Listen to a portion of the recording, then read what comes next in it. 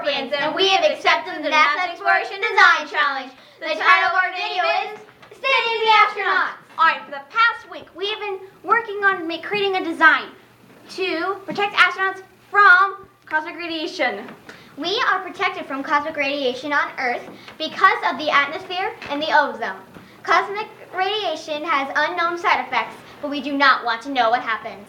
On to materials! For our shield that we want to protect our astronauts with, we use 3 base materials: clay, tinfoil, and paper, each 5 by 5 inches by 5 inches squares.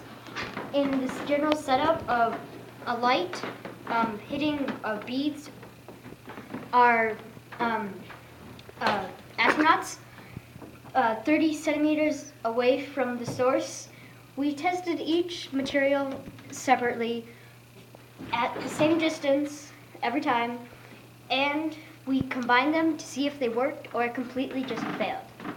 Now off to the properties.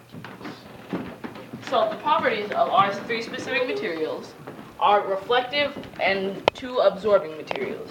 We chose 1 reflective material so that all the radiation found in the form of light could be reflected back off into space. The second material that we chose was an absorbent material so that instead of catching the energy and deflecting it, it would catch the invisible cosmic radiation and it would absorb it. So in that case, the cosmic radiation, which can be very strong in some areas, we have 2 absorbing layers just in case. The properties of these 3 materials are all very interesting because they are all flexible and the mass is not very heavy. So we can produce these materials without much expense and send them into space. Our next representative is going to talk about the types of materials and why we chose them. So here she is.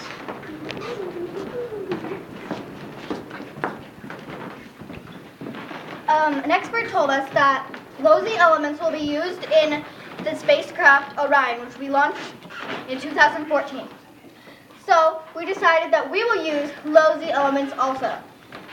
So we decided to use hand sanitizer, as shown here, which has alcohol in it, which is made of hydrogen, oxygen, and carbon, which are also low-Z elements, as shown on the periodic table.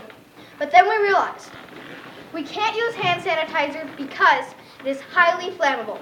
And with it being highly flammable, that means that it could potentially catch on fire with the radiation out in space.